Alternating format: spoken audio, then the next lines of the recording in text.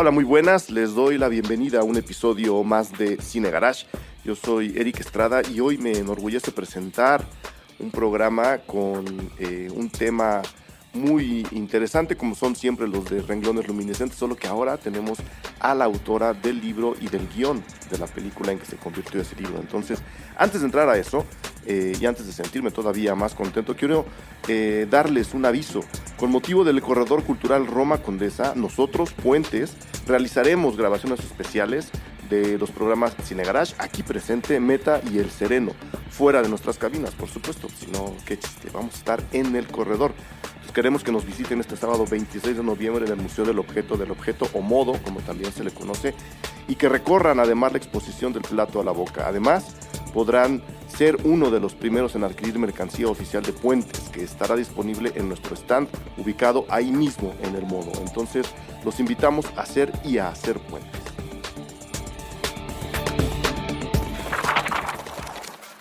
Cine Garage. Aquí cabe todo el cine. Con Eric Estrada. Renglones luminiscentes. Puentes.mx.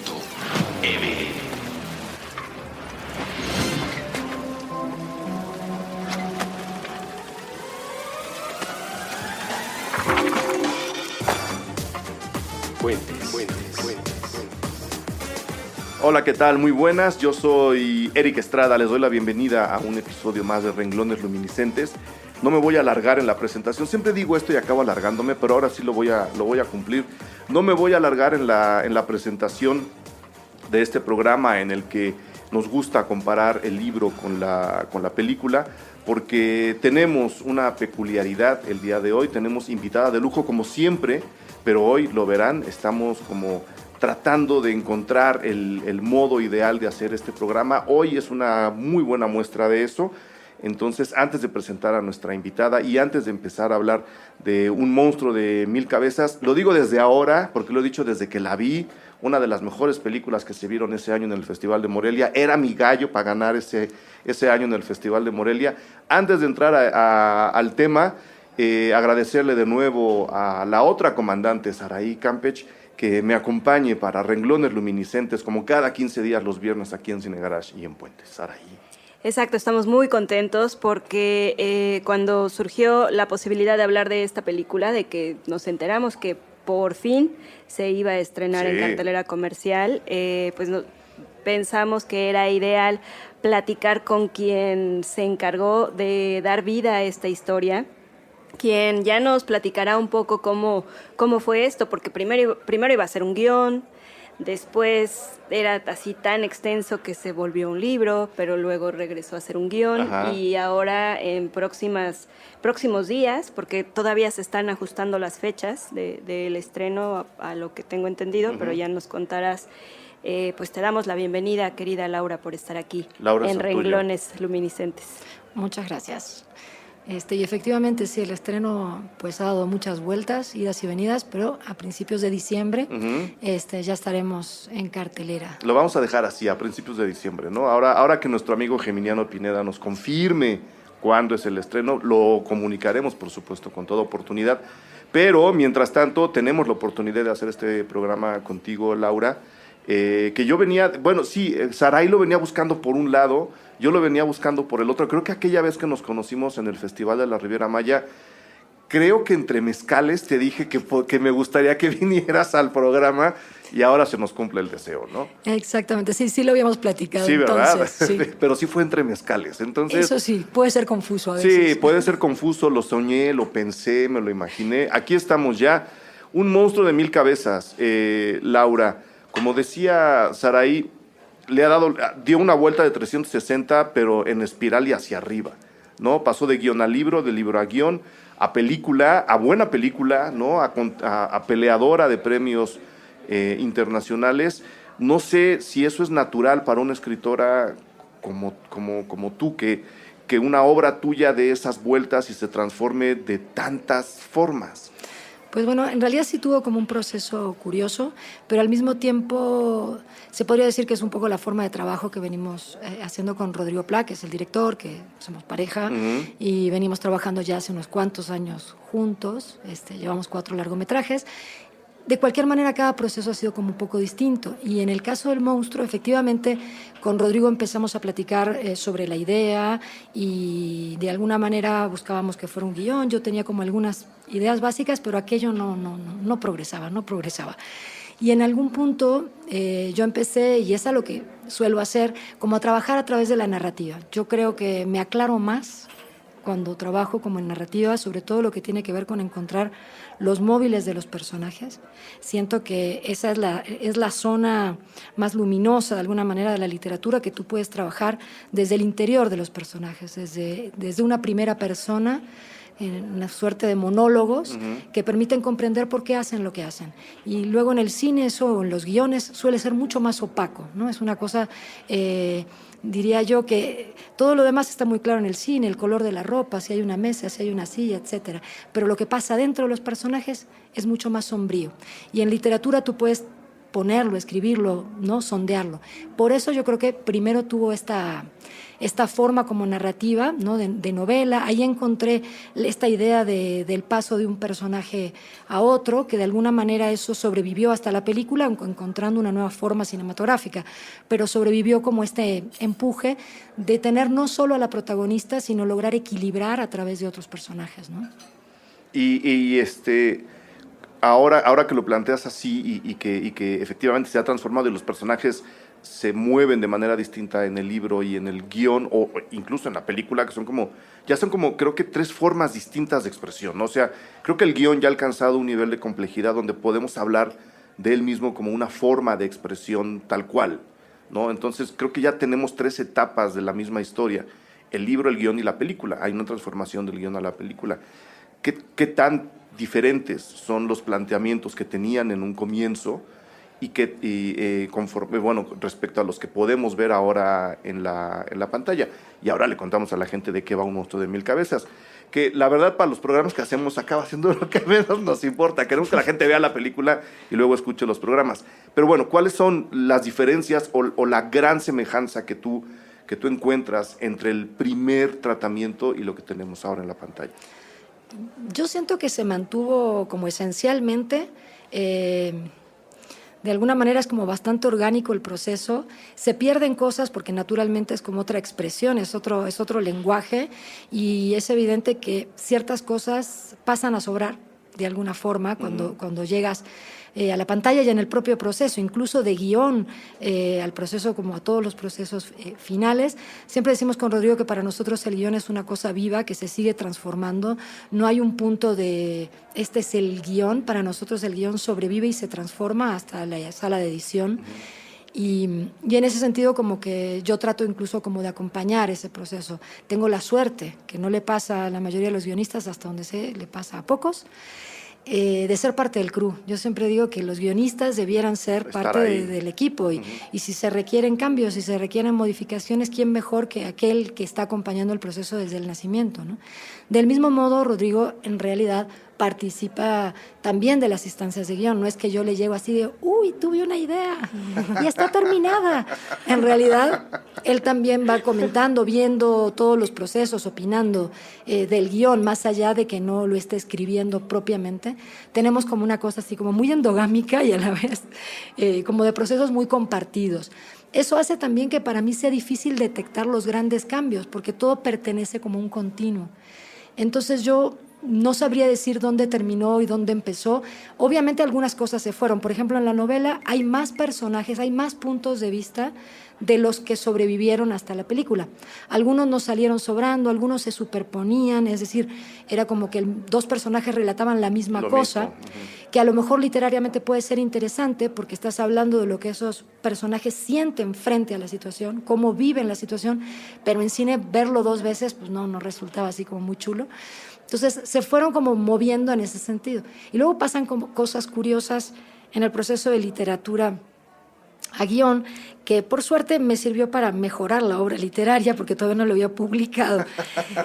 Hay cosas que uno imagina o pones a nivel como literario, que luego no son posibles físicamente, y cuando lo vas a pasar a guión es un momento muy claro en que el personaje Sonia Bonet en algún momento tiene o toma un rehén, y yo había puesto en la primera momento literariamente que tomaba a un rehén y al mismo tiempo hablaba por teléfono y al mismo tiempo sostenía una pistola, lo cual era sumamente... Entonces fue muy curioso. En literatura yo incluso se lo había mostrado a un par de personas, nadie se había dado cuenta.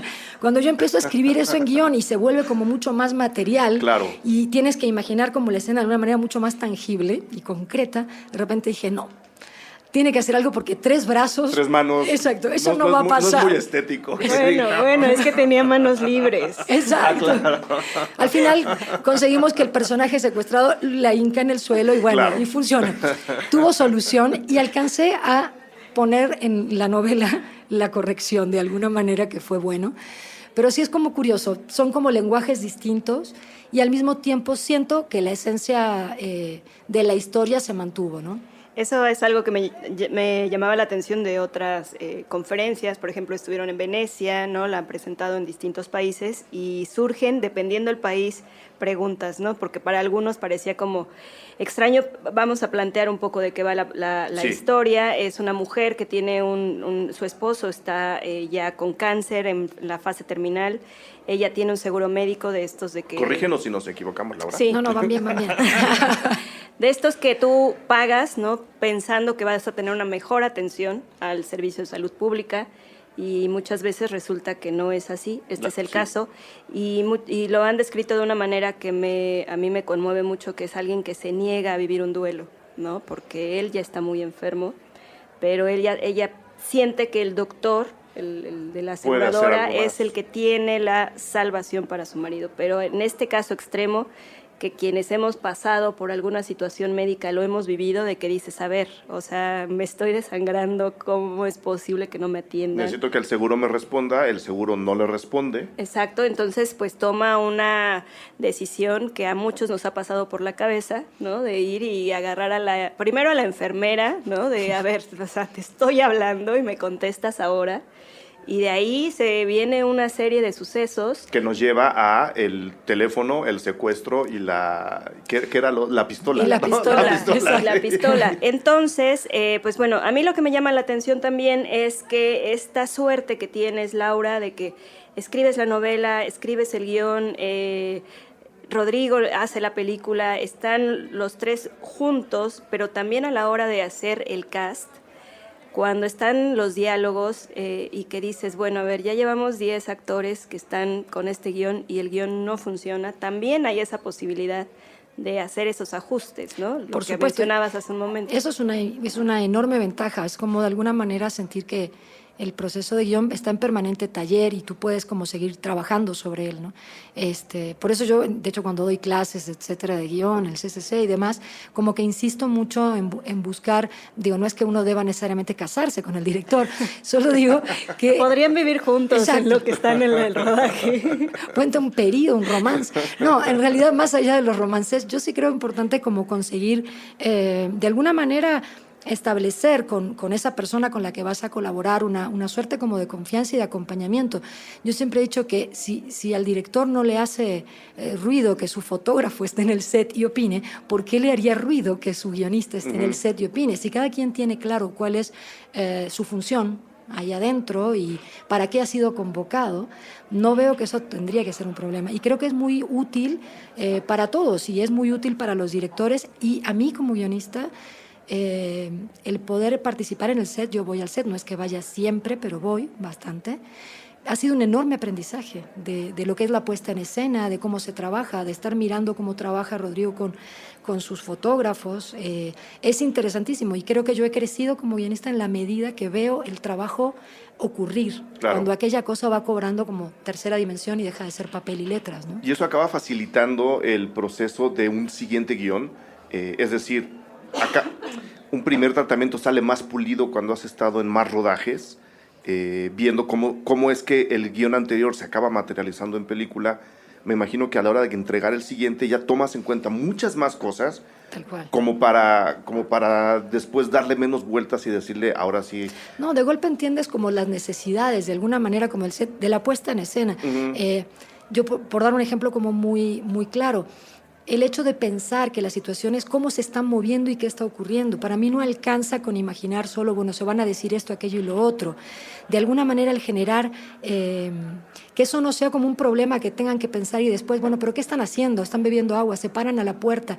Eso de alguna forma ya puede como existir desde el guión. No obstante, eso puede modificarse una y mil veces. Claro. No es un corset. No se trata como de ponerle una camisa de fuerza a nadie, sino de hacer una propuesta más compleja desde el vamos, aunque después eso pues se modifique, ¿no? Cambie. Tratando de establecer un arco entre La Zona, que también escribiste tú y que obviamente también dirigió Rodrigo Pla, y ahora Un monstruo de 1000 cabezas, ¿de dónde vienen estas situaciones casi extremas en donde los personajes, tus personajes, acaban haciendo lo que hacen en estas películas? O sea, yo cuando veía Un monstruo de 1000 cabezas, yo pensaba lo mismo que dijo hace rato Saray: o conozco a gente que ha querido hacer esto, o yo he querido hacer esto, pero creo que nunca he sabido de alguien que haga esto. Y es una situación muy poderosa lo que describe la película. ¿De dónde salió? O sea, ¿en qué momento dijiste, ya la tengo, me voy a poner a escribir, ya sé por dónde va el asunto, tengo que ponerme a trabajar? ¿Cuál fue esa semilla que te hizo sentarte en la computadora y decir, tengo que empezar a escribir esta historia? Pues mira, por un lado creo que tanto a mí como a Pla nos gustan mucho los personajes ordinarios en situaciones extraordinarias, ¿no? Como de alguna manera sobrepasados. Curiosamente, lo comparas con La Zona y voy de acuerdo que en un porcentaje tiene que ver, incluso en la idea de que hay un policial como de base, aunque sea un policial con singularidades, pero lo hay. Y sin embargo también para mí tiene mucho que ver con La Demora, porque hay algo de este personaje sobrepasado por su situación, digo, La Demora, que es otra película que hicimos juntos, sí. Claro, la idea como de personajes a los cuales la vida los arrasa, les pasa por encima y encuentran que su única salida, consciente o inconscientemente, es un acto de violencia, es un acto de furia, ¿no? Como un día de furia. ¿Y de dónde viene la idea? Curiosamente, yo siento igual que las ideas es como difícil rastrear. A lo mejor hay gente que trabaja distinto y un día dice eureka. A mí, en mi caso, y también creo que en el de Rodrigo, somos más como de ir sumando y de ir como, son como sedimentos, vas como construyendo ladrillitos y no sabes muy bien cómo se fue forjando. Algo que puedo así detectar como antiguo, como primigenio, digamos, en este asunto, fue la película La Corporación, que es un documental canadiense, que habla de los grandes corporativos, habla de alguna manera como de la falta de ética y de la ausencia absoluta, en realidad, como de moral, y de lo que eso implica como socialmente. Y yo recuerdo haber pensado, mirando el docu, que me aparte es muy bueno y lo recomiendo muchísimo, qué genial sería poder hacer algo desde la ficción que de alguna manera sea capaz o tenga la intensidad y la potencia que tiene este documental para mostrar o para evidenciar el horror de los corporativos como en la sociedad y cómo pueden destruir gente incluso. Sí. Y de ahí de alguna manera surgió la liga. Bueno, podríamos haber tomado Monsanto, podríamos haber tomado no sé, hasta las farmacéuticas, que es una gran idea. Sí. Pero en algún punto nos pareció que el tema de la salud se volvía como ultra urgente y era muy fácil empatizar nosotros como ciudadanos y cualquiera que la viera después con lo que implica, porque cualquiera que haya tenido como un familiar, amigo, gente querida en una situación así, que lo único que deseas es que se haga hasta lo último que exista sobre la faz de la tierra como intento para que la persona sobreviva, cualquiera puede entender la urgencia de esta mujer, cualquiera puede entender el enojo cuando las puertas se cierran en su cara. Entonces nos pareció que eso le daba como una intensidad fuerte, pero entre la película La Corporación y que ocurrió el proceso hay años, o sea, no es como, por eso digo que es como una serie de cosas. Y luego entras como una cosa muy extraña, que es el túnel de todos me hablan de esto, que no es cierto, pero tú crees que todo en el mundo está hablando de lo que tú estás pensando y todo te hace sentido, las notas periodísticas, lo que dicen tus amigos, es muy gracioso. Los comerciales en la tele. Todo se confabula para hablar de tu tema, es muy gracioso. ¿Y cuánto tiempo tomó ahora sí el desarrollo final? O sea, ya habiendo tenido la novela, que ahora vamos a un poco hablar un poco más de las diferencias, creo que es lo que la gente está esperando también, porque la invitación también es para que la gente, antes o después de ver la película, se acerque al libro, ¿no? Entonces ahora vamos también con el libro, pero ¿cuál fue, digamos, el periodo de tiempo entre que entre Rodrigo y tú, porque estoy entendiendo que trabajaron muy cercanamente ya hacia el final de la escritura, eso y la película terminada, que dijeron, ahora sí, ya quedó, ya no hay que corregir diálogos, ya no hay que inventar escenas o quitar otras, ya no hay que alargarlas, que además yo estoy enamorado de la duración de la película, que es otra pregunta que quiero hacerte al rato. ¿Cómo cuánto tardaron ya en imprimir la versión final y terminar la película? Pues en realidad fue un proceso, tuvimos mucha suerte en este caso. Por otro lado, habíamos estado radicados en Uruguay algunos años para hacer la demora, y en el último año, digamos, que estuvimos en Uruguay, se escribe novela-guión. No sabría decir, por ejemplo... ¿Cuál y cuál? ¿Cuánto tiempo tardó una cosa? Para mí la novela fue casi el primer tratamiento.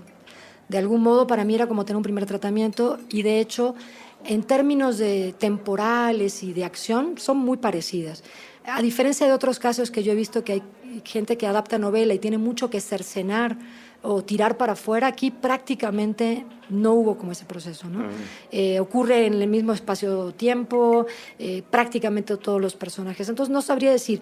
Y desde que teníamos eso, ¿qué habrán sido? Yo creo que entre todo, así de guión a película final, yo creo que debemos haber tomado unos 2 años y medio, 3 años, que eso es ultra genial, o sea... En este medio es un tiempo muy bueno, o sea, te puede tomar mucho más. Claro, te da tiempo de ir acomodando todas las piezas. Además está la etapa de financiamiento, que puede ser muy ruda, y en realidad en este caso fue como bastante en tiempo y forma. Pero a veces las pelis te pueden tomar, digo, ya lo saben, 4, 5, 18 años. Bueno, pues va la pregunta, ya la canté, la duración. Me encanta que dure 74 minutos. O sea, que no haya una... No lo digo porque otros lo hagan, pero a veces en algunas películas uno detecta casi la necedad, ya no es necesidad, la necedad de decir, la película tiene que llegar a la hora y media, y no, o sea, ustedes tuvieron la enorme sabiduría de decir, mi historia dura 1 hora y 14 minutos, y va a durar 1 hora y 14 minutos, y además uno la ve y parece que estuvo montado en la montaña rusa 2 horas y media. No lo digo porque la película sea pesada, sino porque todo camina a una velocidad tan bien puesta que parece efectivamente un monstruo de 1000 cabezas, cuando en realidad estamos viendo el transitar de, que son 4 o 5 personajes que se encuentran unidos por un caso desgraciado como este. No hubo esa tentación, o ya están curados de espanto y dicen, no, que dure lo que tenga que durar. Bueno, en realidad ya la demora era breve, sí. La anterior. Esta es breve y a mí me preocupa llegar a que nos dediquemos al corto nuevamente, ¿no? Que no está mal. No, bueno, Rodrigo hizo varios cortos al principio también. No, yo siento que la película como que fue adquiriendo eso como su propia... En algunas cosas sí se quitaron, que sí hubo recortes. Yo te diré que desde cierta parte hacia el final habían, con todo este asunto de que vamos modificando el punto de vista y vamos a personajes secundarios de manera permanente y eventualmente a nuestro personaje principal, todavía sí al final habían algunas vueltas más que ya en la sala de edición, Rodrigo y Miguel Swerfinger, que fue el editor, como que consideraron que solo demoraba de alguna manera el final, pero sin sentido, o sea, como que incluso... confabulaba en contra de la película, claro, de que empezaba como que se diluía hacia el final. Y bueno, y se tomó como esa decisión. A mí me invitan, pero a veces tengo que jugar de callada. La sala de edición es mi momento más cruel. complicado. Sí, es más cruel ahí, ¿no? Ahí sí es mi momento más complicado. Me llevo muy bien con Miguel, por suerte. Entonces, él me prepara, siempre me lleva a la sala. Bueno, hemos tomado algunas decisiones, pero, ¿no? Para que yo no me angustie. Te da la anestesia. Me da la anestesia y me trata muy bien, me da un cafecito en la sala ahí, ¿no? Pero bueno, yo también en ese sentido, que me han preguntado muchas veces como guionista, ¿qué sientes cuando ves? Yo la peli no es mía, para mí la peli no es de nadie, es como una cosa que se hace como en un colectivo. Y que está padre que así sea. Entonces también uno tiene que saber soltar, ¿no? Hay cosas en donde incides y cosas donde pues dejas pasar. Claro. Y entrando ya al libro, pues te va a dar más gusto saber que la novela es de 160 páginas, entonces sí, también vives esa intensidad de la montaña rusa, si quieres, en 1 hora, ¿no? Y que yo recomiendo que lo hagan de manera pausada para que así estén como tronándose los dedos, esperando saber qué está pasando con estos personajes. Y bueno, cuéntanos un poquito también, Laura, sobre esta cuestión de tu narrativa, porque has escrito relatos, has escrito libros para niños. ¿En qué momento, no? Ya has platicado un poco sobre la cuestión de la película, pero ¿en qué momento esto te orilla a dar el giro, ¿no? A nivel como escritora, de dejar las historias para los niños, los relatos, y escribir esta novela que tiene este tinte policíaco que bueno, de entrada nos hace sentir como que tenemos enfrente a un animal que está acorralado y que por lo mismo está soltando mordidas, ¿no? Pues mira, en realidad es curioso cómo se construye a lo que uno al final se dedica o cómo uno va como moviéndose de sitio. Yo en origen había estudiado para ser actriz y no me dediqué, pero luego muchos años fui cuentacuentos. Durante muchos años me dediqué a contar cuentos ajenos. Ahora sí que lavaba ajeno, no, cuentos ajenos en muchos restaurantes. Tenía un menú de cuentos y la gente me pedía un cuento, yo se lo narraba a la mesa. Era un espectáculo muy divertido. Suena bien. Sí. Y en eso trabajé años y fue curioso porque ahí, con esa experiencia, en un momento dije, ay, creo que yo también me animaría, creo que también podría. Y empecé y hice mi primer libro de cuentos, antes de entrar como al mundo del cine. O sea que en realidad mi paso primero bordea y juega con la narrativa. En ese primer libro de cuentos está La Zona. Por esas fechas, digamos que yo empecé a noviar con Rodrigo Pla hace muchos años, llevamos 17 años, y de alguna manera me acerco entonces al guión cinematográfico, un poco vía marital.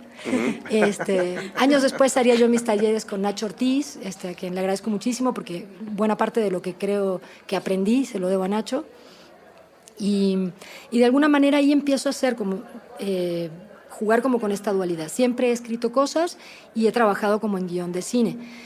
Estuvo este libro de relatos y efectivamente he trabajado varias cosas para niños. Ahora estoy por sacar un libro nuevo de niños también, que eso tiene mucho que ver con haber tenido hijos, que a veces eso reorienta la mirada, pero en realidad ambas cosas han ido como creciendo como en paralelo. Creo yo que con la dificultad de que publicar no es tarea sencilla y vender libros mucho menos. Mucho menos. No, y luego estrenar tampoco, ¿no? No, son todas tareas como sí, complicadas, la verdad, ¿no? El otro gran problema del cine mexicano, que es el estreno, que queremos que las películas se vean, ¿no? Exacto. Y bueno, en la cuestión ya hablábamos de los personajes que quedaron fuera, ¿no? De la película, pero para antojar el libro, ¿no? Son estos momentos, un poco cuéntanos, ¿no? Cómo es que ya tenías la historia y lo ibas estructurando y de esa manera nos vas presentando esta historia de una mujer que además va acompañada de su hijo adolescente. Sí, lo que siempre decimos, de su cable a tierra. De su cable a tierra. Que no resulta ser tan sensata la situación como uno desearía. ¿Cómo se fue estructurando? Yo en principio tenía como la idea, de hecho la primera imagen que tenía era vinculada como a Sonia Bonet, al personaje de ella, y al hijo. Eso fue como lo primero que emerge cuando yo empiezo a escribir. Luego lo que me pareció es que si centrábamos toda la acción sobre el personaje de Sonia Bonet, de alguna manera construíamos como una heroína que perseguía como algo que deseaba, y entonces el bien y el mal estaban muy claros y la maldad estaba como completamente puesta en la aseguradora médica. Entonces, sin desviar la idea de que efectivamente yo considero que hay irresponsabilidades y negligencia e inoperancia y todo lo que quieras decir de la aseguradora médica, no obstante, las decisiones que este personaje toma son sumamente cuestionables y nos gustaba que eso prevaleciera. Y la manera en que eso podía prevalecer era, o eso creíamos y creemos, el abrir el abanico a otros puntos de vista, que de alguna manera te ayuden a equilibrar, porque claro, hay personajes que sentirán empatía, pero aquel que es secuestrado por ellos, recibe un disparo, probablemente no se sienta muy empático con la causa de esta mujer. Claro. Y sentíamos que al convocar a esos personajes al ruedo, tanto en la novela como después ocurre de alguna manera en la película, permitía hacer como de alguna manera una historia mucho más equilibrada, que no fuera 2 más 2 son 4 y entonces yo voy con la bondad de este personaje, sino que tú como lector o como espectador te tengas que cuestionar todo el tiempo si estoy con ella o no. O no, que es un poco el papel del hijo, ¿no? Para aclararle a la gente, todo esto que hace esta mujer, este enfrentarse de manera literal o ultra literal a las grandes corporaciones, a la aseguradora, lo hace acompañada de su hijo, ¿no? Es como, de entrada suena un poco irreal, pero después entra el hijo de una forma muy natural, y yo sentía por momentos que las preguntas que su hijo adolescente le hace a Sonia eran las que yo quería hacerle, ¿de veras vamos a hacer esto? ¿Por qué? ¿No hay otra salida? ¿No? Y él, aunque no habla mucho, está todo el tiempo pensando, y creo que uno acaba como espectador entrando bastante a la cabeza de este otro personaje. Sí, acompañando el proceso del chavo. Yo creo que aparte también la presencia por eso digo que es su cable a tierra, la llena de cuestionamientos, aunque ella igual sigue para adelante como un toro de lidia y no se detiene, porque de alguna manera siente que su búsqueda solo tiene sentido, y todo lo que ha hecho es como una bola de nieve. Sí. Una vez que empezó a meter la pata, una vez que empieza como a equivocarse, ya siente no tener marcha atrás, y lo único que le daría sentido a todos los disparates que ha hecho es conseguir lo que está buscando. Entonces eso también le impide como detenerse, pero al mismo tiempo el contemplar cuando su hijo incluso acaba como ejerciendo violencia sobre alguien, ahora sí que no quiero contar demasiado de la trama, pero cuando el hijo de alguna manera queda como, ella se da cuenta que ella lo colocó en esa situación, y tal vez es la bofetada más grande que ella recibe como en lo largo de ese periodo, que en realidad es muy rápido todo, dura 24 horas prácticamente, sí, todo lo sucedido, ¿no? Sí. Déjenme hacer la pausa de este programa y seguimos hablando de los personajes, que es donde creo que está la enorme riqueza del subtexto de la película. O sea, la película en sí está bien, ya lo dije, era mi gallo para Morelia en ese año, la película no tiene problemas, pero hay muchísimas capas abajo y creo que están justo en los matices que le diste a los personajes. Entonces, creo que por ahí podemos seguir después de esta pequeña pausa. Ahora venimos. Puentes.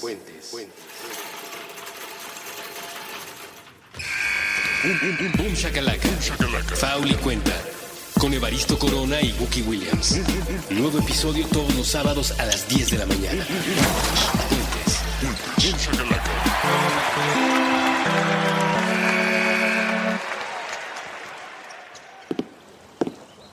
Nunca se cruza el mismo puente dos veces. Cortina de humo. Cultura canábica nacional. Con Andrés Vargas Russo. Todos los jueves a las 9 p.m. Puentes.m.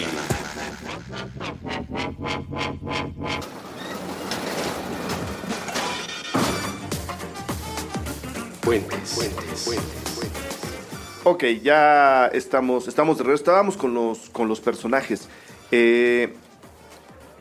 Platícanos de los demás. ¿En qué momento? Ya vimos más o menos por qué y cómo aparece el hijo adolescente de Sonia Bonet, a quien volveremos en un ratito. Los otros personajes acaban también mandándole señales a ella de, oye, entendemos lo que está pasando. Porque ahora que explicabas quién es ella, cómo se le vienen las cosas encima y cómo se da cuenta que está haciendo una serie de disparates prácticamente injustificables, uno nunca la ve tampoco como una persona que esté haciendo mal. O sea, hay un manejo ahí del personaje muy profundo en el que uno quiere estar con ella, está con ella, sabiendo que no está siguiendo el mejor camino posible. Que no está haciendo necesariamente lo correcto. Bueno, estamos entrando en su locura y eso no pasa siempre en el cine. A mí lo he dicho también en referencia a La Demora, porque en eso también pasa algo muy similar con el personaje de La Demora cuando, como esa peli es más vieja, vamos a spoilear, ¿no? En el momento en que ella abandona como al padre en la plaza pública, ¿no? En La Demora, hay algo donde tú, por un lado, la comprendes a esa mujer, pero al mismo tiempo no puedes parar de decir, no lo hagas, eso no es correcto. Y al mismo tiempo la comprendes. Y yo creo que aquí con Sonia Bonet pasa como algo similar. De algún modo, a mí me gustan los personajes que se equivocan, los personajes que en esencia es gente como nosotros, como cualquiera, no la gente que es específicamente mala, ni la gente que es específicamente buena, sino la gente común y corriente que de golpe toma decisiones equivocadas. Eso a mí, el error en pantalla me parece sumamente emotivo. O sea, de alguna manera porque son gente con la que tú dices, si no soy yo, es mi vecino de enfrente, es gente que es como, yo la conozco, yo podría ser esa persona, esa podría ser mi hermana, y de algún modo siento que esa primera empatía, cuando tú ves desbarrancar al personaje, cuando ves cometer errores, sientes como una otra clase de pena, una compasión, pero no de lástima, sino de la pasión de sentir lo que la persona está sintiendo. Pero ¿no? eso es bien difícil de conseguir, Laura. O sea, no todo mundo lo ha logrado, se ha intentado y hemos visto cómo personajes se nos vienen abajo en el último tercio de la película porque no supieron llegar. Y mi pregunta maliciosa es, casi de alumno, ¿no? De clase, ¿cómo le hago? O sea, ¿cómo le hago para construir un personaje que esté haciendo eso y que al mismo tiempo no pierda el gancho con el público? Es bien complicado, tienes que admitir que no es fácil. No sé, ¿será que a mí, será que me he como clavado mucho como en buscar ese tipo como de perfil en los personajes? O sea, de verdad me parece, yo me emociono yo cuando le estoy escribiendo y digo, sí, qué horror. Y de alguna manera es eso, tal vez la clave está como en naturalizar primero al personaje, que se te vuelva tu vecino de enfrente, para luego ver de alguna manera que toma como el camino como equivocado. Y la idea de bola de nieve, también eso como que me parece súper interesante, como cuando la ley de Murphy y todo eso, cuando crees que no puede ir peor, sí puede ir peor, y puedes como desbarrancarte, y la idea de que traicionas incluso tu esencia. No hay nada que me parezca más emotivo que la gente que acaba traicionando quién es, porque creo que eso es despiadado para el corazón. Creo que y verlo es sumamente emotivo y uno puede muy rápidamente sentir como lo que esa persona está sintiendo. Hay una escena que para mí es clave, la de Mora, que la menciono. Hay un momento en que el personaje, cuando ya ha hecho 1000 cosas que no debiera, dice, disculpe, yo no soy así. Y para mí esa es la esencia, y también es Sonia Bonet. Sonia Bonet no es así. Por eso cuando tiene frente a ella al hombre que es al que secuestra y que lo ve anciano, ella no para como de cuestionarse, al mismo tiempo se justifica a sí misma diciendo hay que seguir, pero no eso ni siquiera la hace como una mala persona, en todo caso la hace alguien desbordado, alguien desesperado. Los personajes desesperados también son buenos en pantalla. Son los mejores, yo creo. No, y además creo que también esta cuestión que mencionaba de naturalizar, de humanizar, ¿no? Porque muchas veces tenemos escritores, guionistas que son de escritorio, que solo están imaginando y, no sé, me da la sensación que tú es eso, tal vez llevas a tus hijos al parque, el vecino, te ha tocado estar en una fila de banco que no avanza y que de repente llega alguien y porque conoce a la cajera ya lo atendieron, ¿no? O te ponen una multa, o sea, son estas cuestiones que hay que ir como anotando en un cuadernillo para justo que sea el material, ¿no? De hecho, yo digo que en gran medida para mí ser escritor de cine o escritor en un sentido amplio es una forma de vida, es una manera de pararse frente al mundo. Y es eso, es una forma de escuchar las cosas. Siempre tendrías que estar atento y siempre tendrías que estar haciendo acopio. Tú no sabes cuándo ese gesto, cuándo ese movimiento, cuándo esa discusión apenas vislumbrada en un autobús, cuándo eso te va a ser útil. Entonces, yo sí creo que en buena medida escribir, y sobre todo escribir para cine, que tiene mucho que ver con lo audiovisual y con lo que se ve, es plantarse en el mundo de una determinada manera y tiene que ver con una permanente escucha, con ser un permanente espía.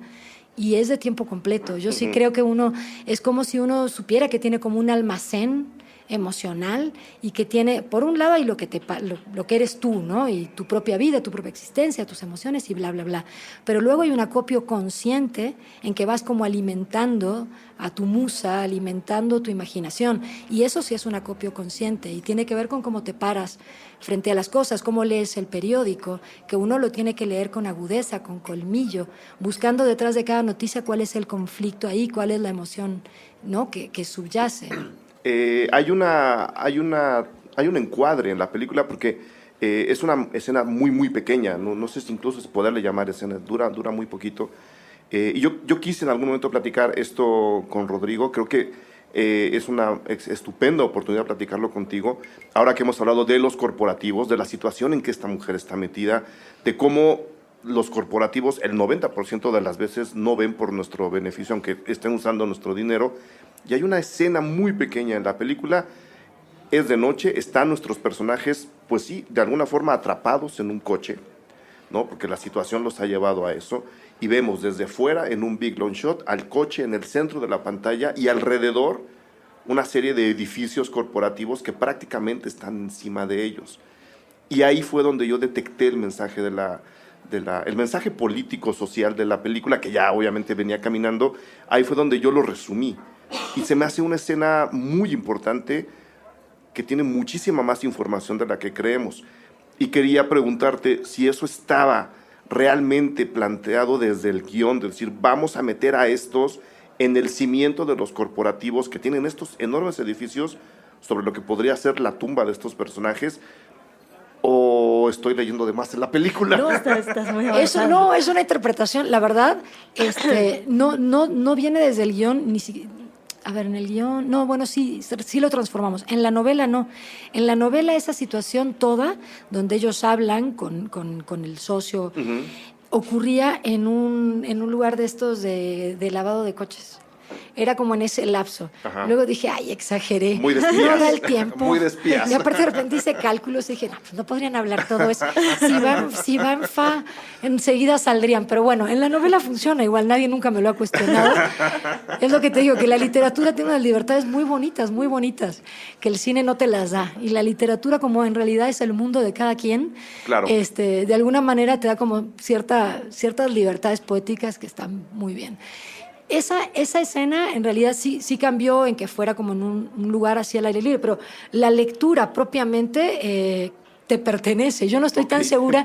Digo, sí se buscó que fuera como en un lugar donde, de hecho es por Santa Fe, según mi recuerdo. Sí, parece ser Santa Fe. Exacto.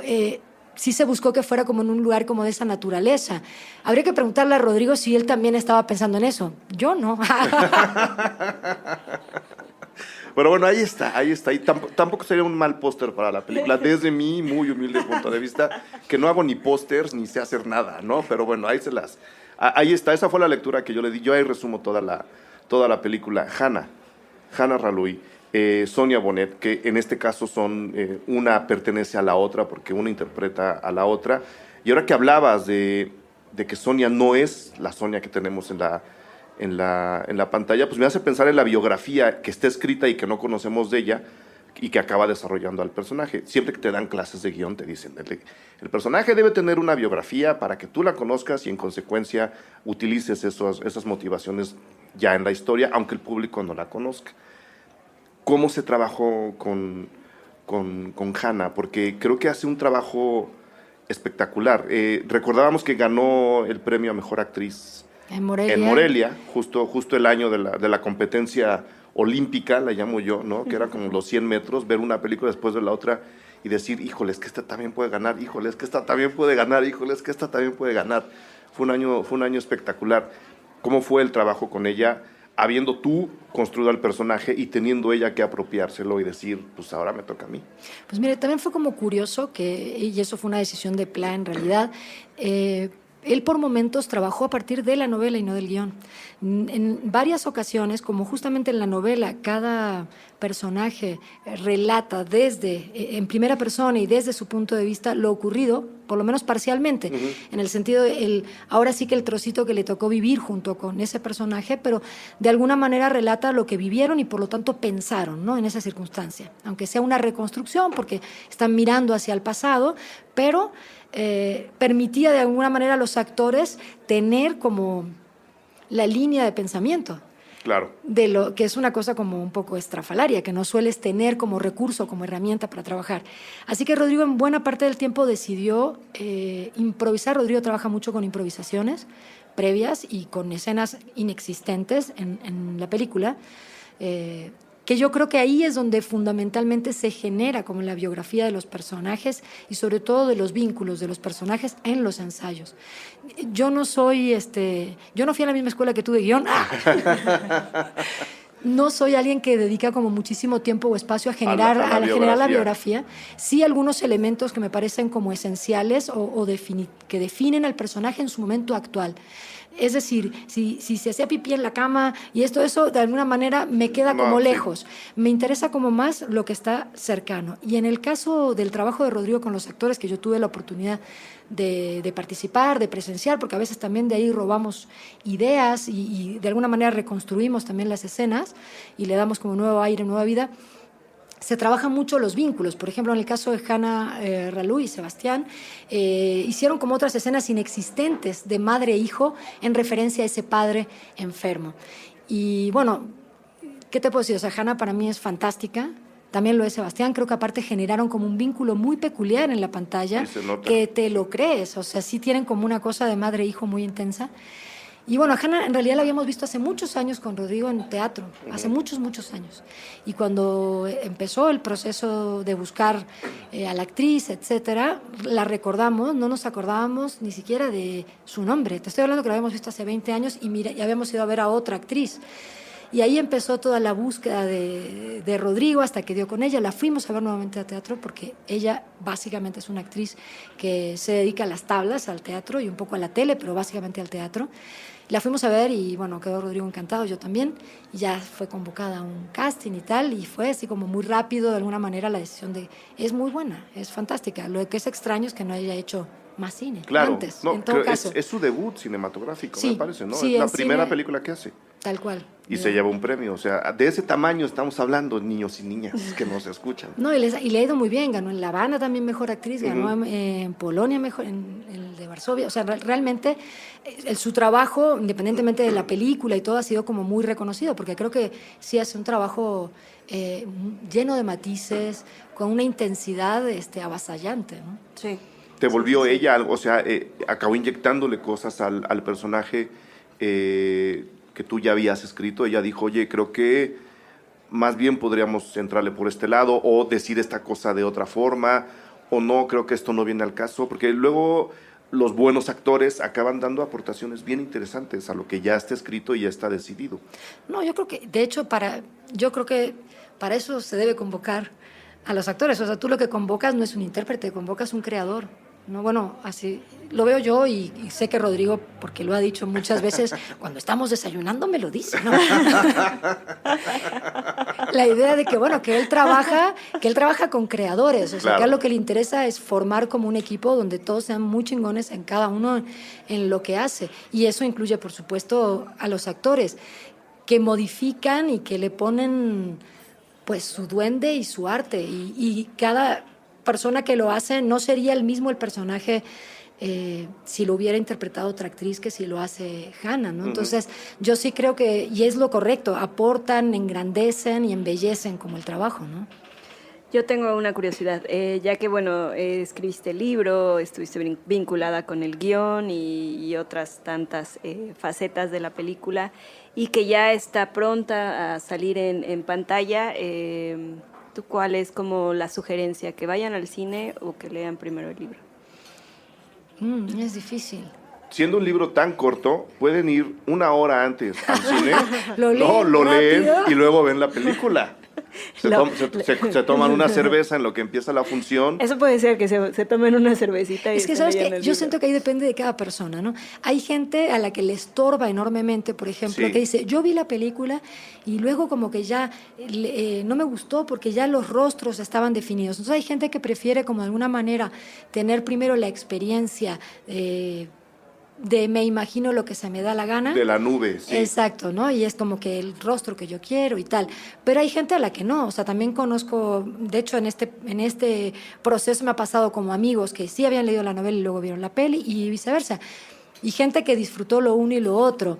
Siento que además, a diferencia de otros casos que lo mencionaba un poco hace un rato, hay novelas a las que se les cercena tanta cosa que luego la gente cuando ve la película la siente simplificada o siente que perdió como buena parte de la esencia. O a veces ni la reconoce. Exacto. Yo digo que en realidad también uno debe mirarlo con la libertad de decir son dos objetos artísticos distintos, pero cuesta. Y sobre todo cuando uno amó mucho una novela, luego va y lo ves, no, nada que ver. Yo lo mío era mucho mejor. En mi cabeza yo imaginé algo mucho mejor. Siento que en ese sentido... En este caso no hay tanto ese peligro porque son dos objetos donde de la novela no se cortó algo como sustantivo. Más bien hay como ¿cómo diré? Es como un retrabajarlo desde otro lenguaje y un presentarlo como con otro moño y otro paquete, ¿no? Claro. Pero no creo que haya como una distancia tan grande donde alguien pueda sentir, aquí se perdió algo fundamental. Bueno, eso creo yo. Bueno, de cualquier manera, no dejen de hacerlo. Ya saben, la idea aquí es que no importa el orden, ustedes deciden, vean la película, lean el libro. Ahora tuvimos la fortuna de, además de todo, platicar y conocer a la autora de ambas partes, ¿no? Del guión y de la novela. Entonces, Laura, te quiero agradecer mucho, a menos que tú tengas otra pregunta o que tú quieras agregar algo, Laura. No, bueno. Además de invitar a la gente de ir al cine, de ir por al supuesto. cine, de verla. Yo siento que es como curioso que a veces como que la gente dice, ver cosas de lo que pasa como en el mundo. Yo siento que es una peli en donde uno puede verse como reflejado y al mismo tiempo tiene mucho como de acción y mucho de intensidad. Sí. En ese sentido creo que es una peli como que logra jugar como los dos roles y a la vez se le suma, que para mí, para Rodrigo es algo nuevo, el intento un poco del humor, ¿no? De acercarnos a un humor negro que hemos disfrutado mucho y prometemos seguir intentando en futuras entregas, porque realmente creo que eso también, esta cosa que tiene, la novela también lo tiene un poco, pero en la película es incluso más claro, de toda esta cosa que podría ser como, y lo es, terrible y espantosa, pero al mismo tiempo es la vida. Sí. Y en la vida, pues, puedes, aún en las situaciones más feas, reírte y ver como el absurdo y ver como el ridículo de la propia situación, ¿no? Entonces, siento que la película en ese sentido es cumplidora. Exacto. Yo tengo una duda. Bueno, ya que va a haber una entrega de un libro infantil y que, bueno, desayunas con el señor director, no sé, a lo mejor una película infantil también de estas que ya no les hablan a los niños así de ¿no? ¿No hay ahí algún plan, un proyecto? Hemos coqueteado con la idea, sobre todo de la novelita que va a salir ahora, por la trama y porque ocurre como en México, etcétera, ¿no? Porque la anterior era como la otra novela que tengo de niños es de época, retoma como la etapa final de la dictadura en Uruguay, de la primera etapa de la dictadura en Uruguay y el exilio, algo bastante personal. Y esta en realidad que es como más contemporánea hemos coqueteado, pero todo está todavía como muy nebuloso. Ya vimos que aquí las cosas se construyen con calma. Exacto, paso a paso. Y les quedan tan bien que sigan así. Muchas gracias. Sigan así. Mil gracias por venir, Laura, gracias por aceptar la invitación. Gracias, Araí. Muchas gracias. Vayan al cine, muchachos. Gracias a nuestro invitado muteado de esta tarde. Luego les decimos de quién se trató. Muchísima suerte con la película. Saludos a todos, que me imagino que habrá un pequeño reencuentro para el reestreno, no sé. Bueno, sí. Aparte, de hecho, buena parte de la gente de la película no ha visto la película. Ah, mira. Los actores, Hanna sí y Sebastián, pero la inmensa mayoría no han visto la película. Qué bueno que no soltamos estropeos. Exacto. Bueno, muchísimas gracias por la invitación. No, cuando quieras, aquí están los micrófonos abiertos. Gracias. Bueno. Cine Garage. Aquí cabe todo el cine. Con Eric Estrada. Renglones luminiscentes. Puentes.ml